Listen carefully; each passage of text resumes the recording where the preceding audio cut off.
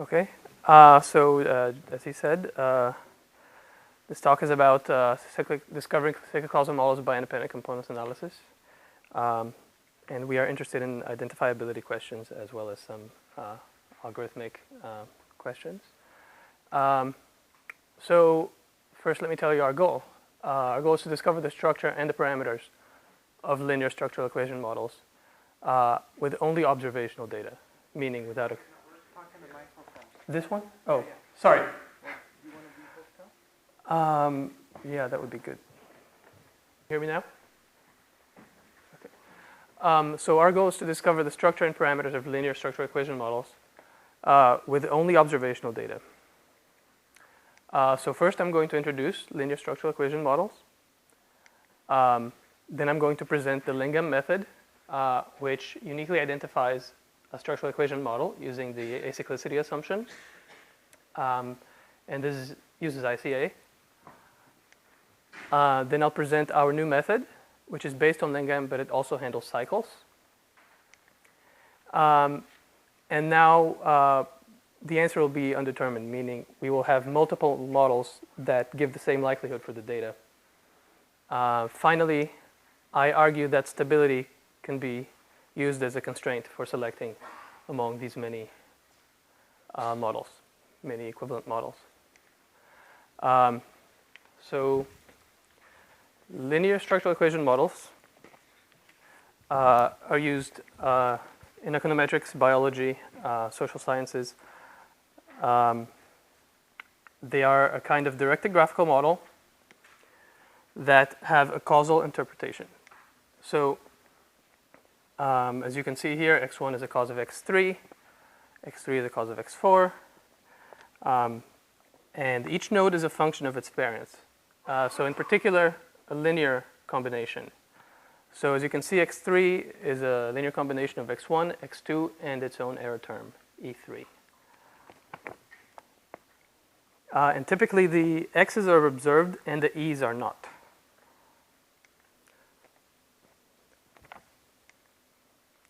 Causal here means that these models tell you what would happen if you were to manipulate a certain variable.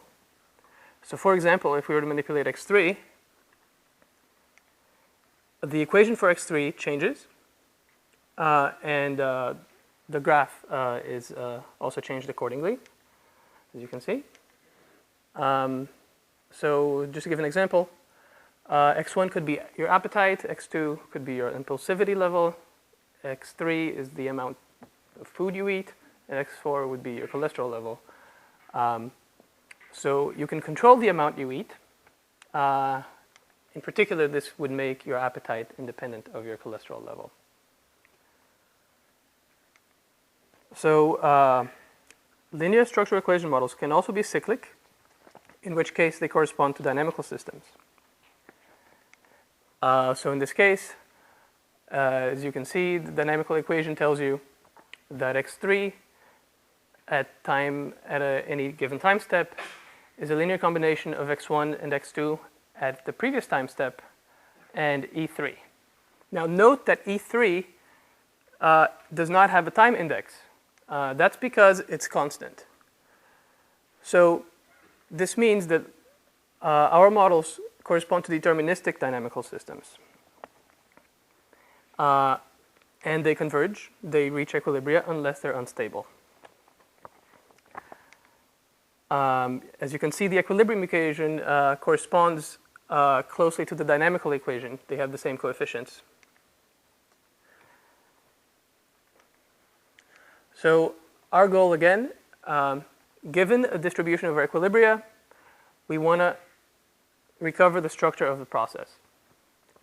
Find the values of this B matrix that entail the observed distribution. So the distribution of the error terms together with the equations determine a joint distribution over x. This is easy to see. If you just solve the equation for x, you can see that x is just a mixture of the e's.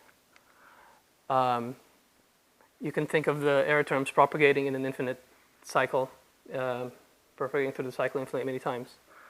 And And we give a new name to this I minus B inverse. We call it A, and it's called the mixing matrix because it tells you how the E's mix into the X's. So now let's give the assumptions needed for our model. So we assume the data are equilibria of a linear structural equation model. We assume the sample data is IID, that the error terms have positive variance. At most, one error term is Gaussian. We make the weak causal Markov assumption. So if X and Y are causally unconnected, then they are independent. This means that there's no active path conditional on the empty set. So if X doesn't cause Y and Y doesn't cause X, and nobody causes both. And causal sufficiency, so there's no hidden confounders. That's kind of a big assumption. And another big assumption, causal faithfulness. The effect of E sub I on X sub I is not zero. So causal faithfulness, we define it here and show how it can be violated. So in the acyclic case, it's never violated. In the cyclic case, it could be violated if, for example, the coefficient of x1 in its own dynamical equation is 1. Another violations can also happen if a certain polynomial function of the cycle products is equal to 1. Now we've covered linear structural equation models, and I'm going to present the Lingam method. But first, the more fundamental question, what can be identified in principle from just observational data? The answer is when the error terms are Gaussian, all you can get is the deseparation equivalence class. So if you have these two models where x1 causes x2 and x2 causes x1, they will have the same distribution, the same joint distribution. So if we plot the joint distribution, you can see that this cloud here looks just like this cloud here. So in the Gaussian case, there's no way to tell them apart. But in the non-Gaussian case, in this case, uniform as an example, you can tell that the two joint distributions are different. And ICA is going to exploit this difference. Yeah, and as you can see, in the Gaussian case, deseparation equivalence is the same thing as distribution equivalence. In the non-Gaussian case, deseparation equivalence does not imply distribution equivalence. Now let's talk about ICA. So there's cocktail party problem. You have two sources of sound, and you're capturing them through microphones. They're both linear mixtures, different linear mixtures. We can represent this as this equation, x equals AE, which is the same as the equation we had before. So we want to get back to the original signals. So we want the inverse of the mixing matrix. So we define W to just be the inverse of the mixing matrix. And if you look at that, if you're only observing X, so there would be infinitely many solutions for A and E. So it's, it would sound like there's nothing you can do. But if you assume independence on non-Gaussianity, it's possible to estimate A and E from just X. So that's what ICA does. And the sources in the cocktail party problem correspond to the error terms in structural equation models. One problem of using ICA is that it only finds this unmixing matrix up to a permutation of the rows. So this means that you can permute the error terms around, and it wouldn't know which is which. It doesn't have labels for them. So the Lingam method, what would happen if you ran ICA, if you generated data from a structural equation model like this one, and you ran ICA on it? You would get something like this. You would get a W matrix. I'm representing it as a bipartite graph, which tells you how to mix the X's back into the E's, or unmix it, if you will. So ICA would return you a W matrix like this one. And we first need to find a permutation of the E's such that there's always a vertical arrow. So that's a constraint guaranteed by our equations. So we do that. We flip the first and second error term, and we get this. And then we labeled E's accordingly. So we know that E1 will correspond to X1, E2 to X2, etc. And using the equation that we've derived, b equals I minus w, we get back the original model. So that's LingM. It works. So LingM discovers the full structure of the DAG by assuming causal sufficiency, which guarantees the independence of the error terms. And in particular, we can now distinguish these two models. Now, suppose you run ICA and it gives you a matrix like this one. Now there's more than one way to permute the error terms so that the constraint is satisfied, so that all the vertical arrows are present. Well, LingM will pretend the red edge isn't there. So LingM cannot discover cyclic models because it assumes the data was generated by a DAG, and therefore it searches for an ordering which gives it a single permutation. So if we stop imposing an ordering and we just search for any number of valid permutations, then we can discover cyclic models. So that's it. That's the idea. So the LingD method, when the data looks like cyclic, it'll work just like LingM and return a single model. When the data looks cyclic, more than one permutation will be considered valid. So it will return a distribution equivalent set that has more than one model. And distribution equivalent means that we can't do any better without experimental data or further assumptions, because it just means that they produce the same joint distribution. So LingD finds multiple row permutations of the W matrix returned by ICA. Solving this is equivalent to solving the so-called constrained n rooks problem. Namely, if you have n rooks in an n by n chessboard, you want to place them on the chessboard so that no two rooks threaten each other, and also no rook is sitting on top of a 0. So a naive algorithm is just do a depth-first search. Better algorithm, do significance testing and set all the zeros to 0, all the non-zeros to 1, and run a kth-best assignments algorithm iteratively until you get a score that's less than n. In the worst case, you have n factorial models, and you do equally badly. So let's simulate using this model. So the error terms are generated by sampling from a Gaussian and squaring, 15,000 data points. We prune the really small coefficients, the really small entries of the matrix.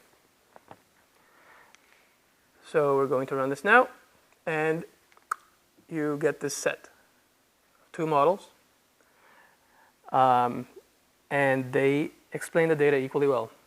They give the same likelihood for the data. So what can you do? How can you select one? We could start looking at their stability. So the first model, if you multiply the coefficients in those edges, you get about 1.66. That would make it unstable.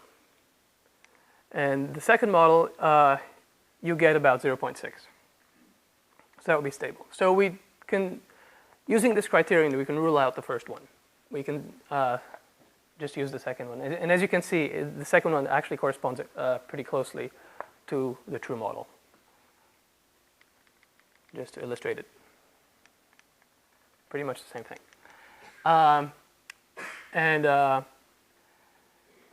So only one of them is stable. And since we're assuming the data is a set of equilibria, then we're entitled to use this criterion. Natural question is, how powerful is this constraint of stability? How much can you rule out? And we've proven a theorem that if the true model cycles don't intersect, then exactly one model will be stable, or at most one model will be stable. The intuition is just that the cycle products get inverted for any alternative permutation, and they're all independent of each other. So only the true one will have all stable cycles. This has also been tried on real data. Zitian Wang has a 10-variable model with 28 edges. And running LINCD, he got 240 models, distribution equivalent. But that's too many. So using the stability criterion, he verified that only 2 of those are stable. So the lesson is that stability can be a powerful constraint. But there's a caveat. We are assuming no self-loops. So we are assuming here that the coefficient of x sub I on the equation for x sub I is 0. And that's a pretty strong assumption. So in general, there's the question of what method should you use to discover your causal models.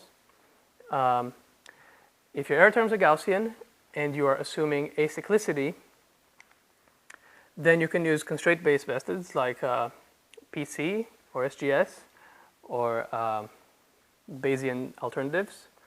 And that gives you the deseparation equivalence class.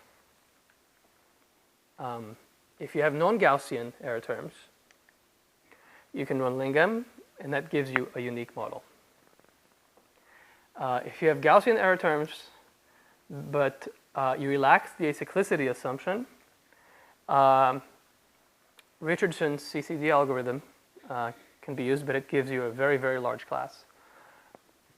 And finally, if you have non-Gaussian error terms, we can apply LINCD, which works just as well as Lingam in the acyclic case, but will give you the full distribution equivalence class in the cyclic case.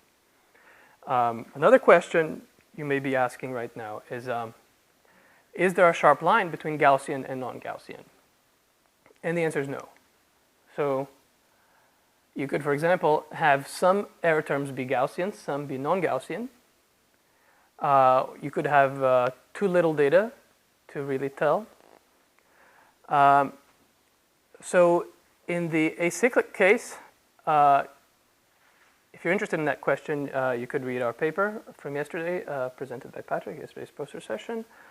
And in the cyclic case, this hasn't been investigated yet.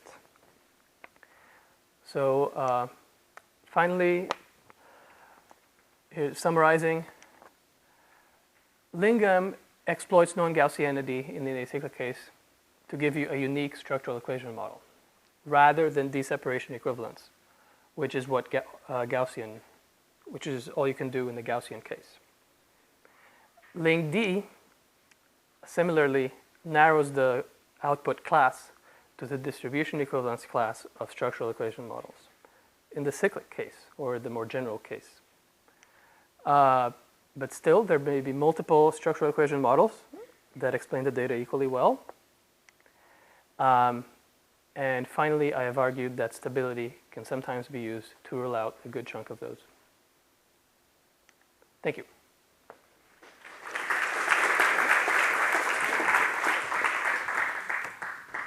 Any questions? You make the assumption of no self-loops. That's if you're trying to use the stability criterion, you would make that assumption, right? Don't you also have that when you assume that the D matrix, the dynamic D matrix, is the Okay, I may not have presented this optimally. So no, we don't actually need that assumption. We can have self-loops as long as the coefficient is not 1.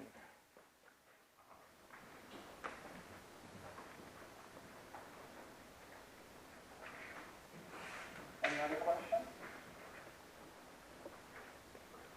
Yes.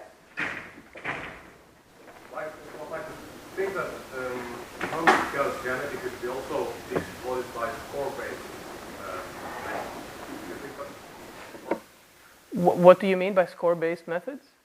So by you refer to Geiger, Wickerman, and Bayesian methods. Those field finding algorithms, for example. Yeah, I think it would be interesting to look at Bayesian ways to do this. But our current paper is not Bayesian.